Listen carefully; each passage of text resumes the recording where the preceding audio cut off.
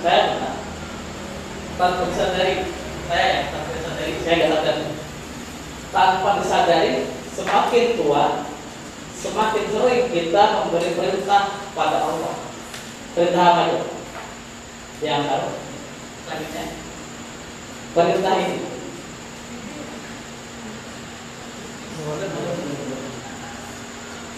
Ya, perintah tunggu. Hanya tunggu ya. Saya lagi belajar. Tunggu ya, saya lagi sibuk nih. Tunggu ya, saya lagi makan. Tunggu ya, saya lagi jalan-jalan. Macam-macam. Ada orang manggil. Kita masih berperintah kepada Allah tunggu. Oh, kalau Allah nggak tunggu ya nanti ada terjadi macam-macam ya. Nah, mungkin teman-teman bisa lihat terus sekilas video yang diberikan yang akan saya persembahkan kepada teman-teman.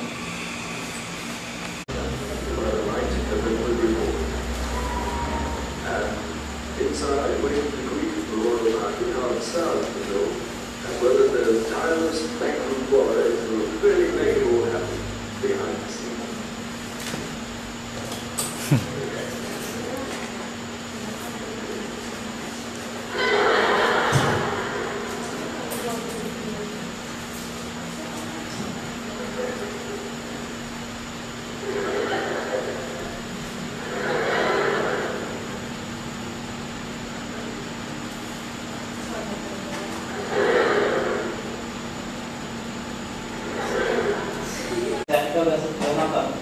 Nah, kira-kira bagaimana pendapat kalian yang memperbahankan tentang berkaitan tadi?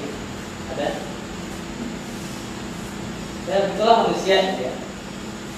Kalau dia akan bertemu dengan seorang terhormat, seorang ratu, seorang presiden, seorang bos dan sebagainya, maka dia akan tampil sesempurna mungkin, membersihkan diri, bersiwak, pakai berhormat dan sebagainya. Itulah kodrat manusia, karena dia akan bertemu dengan tokoh yang sangat dihormati, seorang tokoh yang dia anggap lebih hebat dari dia, seorang pengagum dia.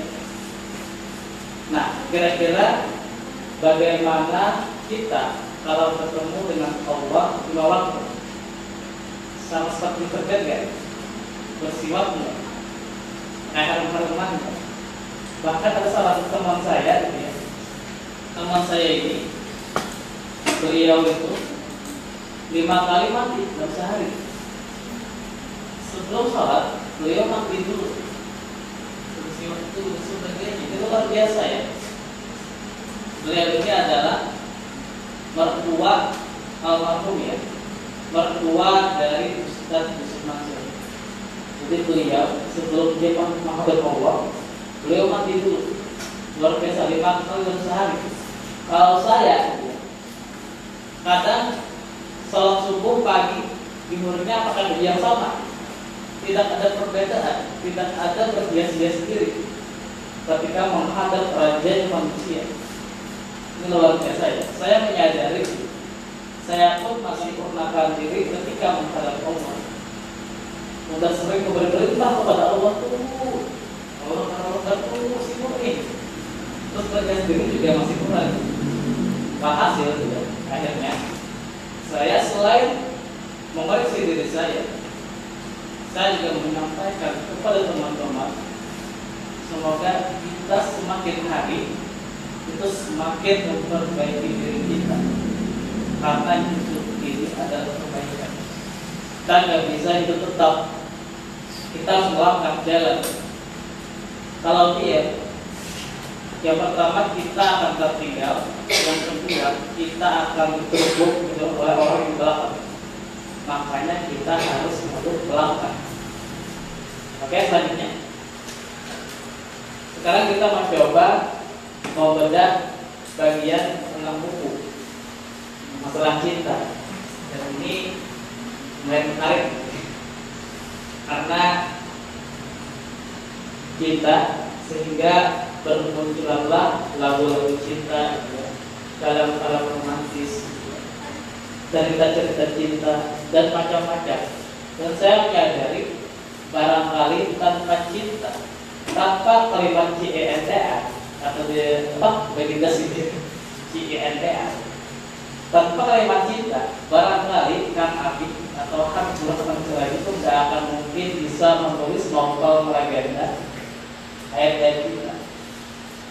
Barangkali tanpa cinta, Syekh Ijami Ganjani tidak akan punya inspirasi menulis cerita Laila Majnun, cerita yang legenda. Bahkan Romeo dan Juliet juga pasti gak akan hadir tanpa cinta.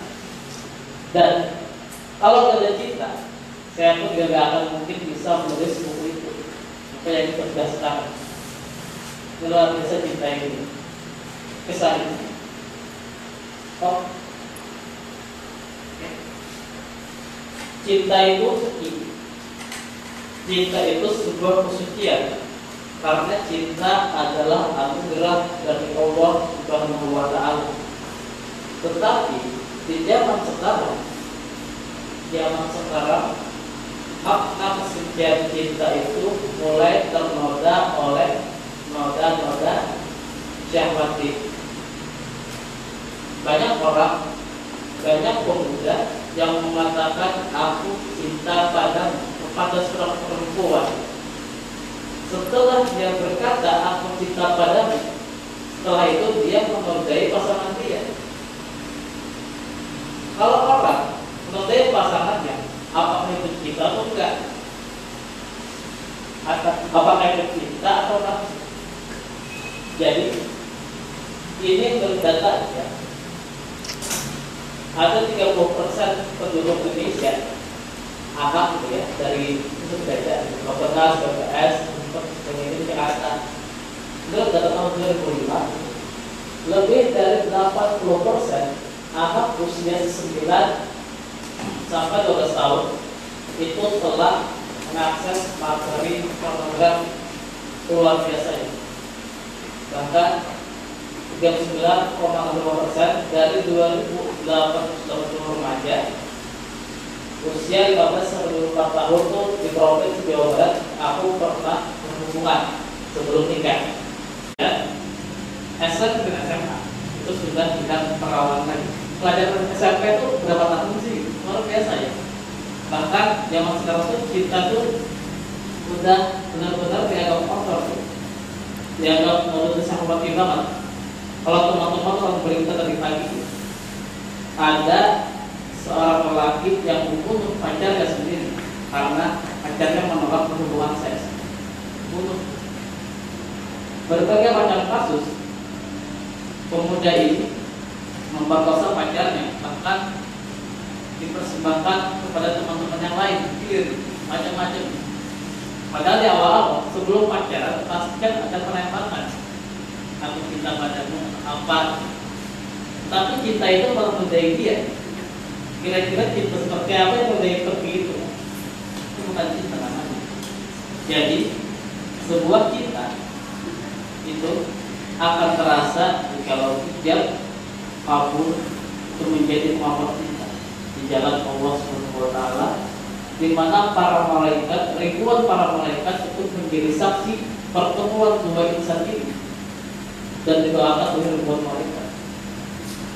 Itu luar biasa. Selanjutnya, banyak orang yang mulai tertutupi hatinya, tertutupi imannya, yang mengatakan bahwa kan kita seringkan dengan ayat jangan mendekati zina, jangan mendekati zina, sehingga banyak orang-orang yang mulai tertutupi imannya berkata bahwa kan yang dilarang mendekati aja, mendekati jangan mendekati, artinya dilarang mendekati aja. Dari sini nggak apa-apa. Kita berdoa sholat Ustaz. Absen dulu.